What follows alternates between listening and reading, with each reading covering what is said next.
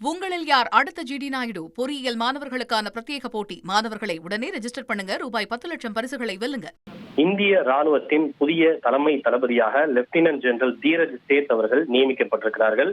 நாட்டின் பாதுகாப்பை நிர்வகிக்கும் இந்திய ராணுவத்தின் மிக உயரிய பதவியான ராணுவ தலைமை தளபதி பதவிக்கு தற்போது புதிய தளபதி நியமிக்கப்பட்டிருக்கிறார்.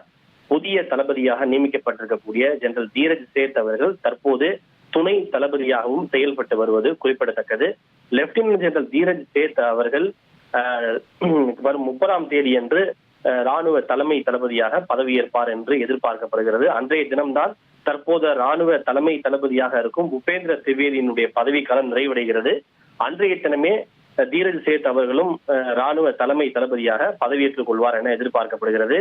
இந்திய பாதுகாப்பு படைகளின் நவீனமயமாக்கல் மற்றும் எல்லை பாதுகாப்பு உத்திகள் தீவிரமடைந்து வரும் நிலையில் ராணுவத்தின் புதிய தலைவரை தேர்ந்தெடுக்கும் முக்கிய பணியை இன்று அரசு நிறைவு செய்திருக்கிறது. குறிப்பாக தீரஜ் சேத் அவர்கள் தேசிய பாதுகாப்பு அகாடமி மற்றும் இந்திய ராணுவ அகாடமியினுடைய முன்னாள் மாணவரான அவர் கடந்த 1986ஆம் ஆண்டு டிசம்பர் 2வது லாரன்ஸ் ஆர்மட் கோர் பிரிவில் அதிகாரியாக தனது ராணுவ பணியை தொடங்கியிருக்கிறார். சுமார் 40 ஆண்டு கால ராணுவ சேவையில் பாலைவன பகுதியில் ஆர்ம்டு ரெஜிமெண்ட், ஜம்மு காஷ்மீரில் பயங்கரவாத எதிர்ப்பு படை, சுதர்சன் சக்ரா கோர் மற்றும் டெல்லி ஏரியா ஆகியவற்றுக்கு தலைமை தாங்கி விரிவான கள அனுபவம் கொண்டவர் என மத்திய அரசு தெரிவித்திருக்கிறது. உங்களில் யார் அடுத்த ஜிடி நாயுடு பொறியியல் மாணவர்களுக்கான பிரத்யேக போட்டி. மாணவர்களை உடனே ரெஜிஸ்டர் பண்ணுங்க. ரூபாய் 10 லட்சம் பரிசுகளை வெல்லுங்க.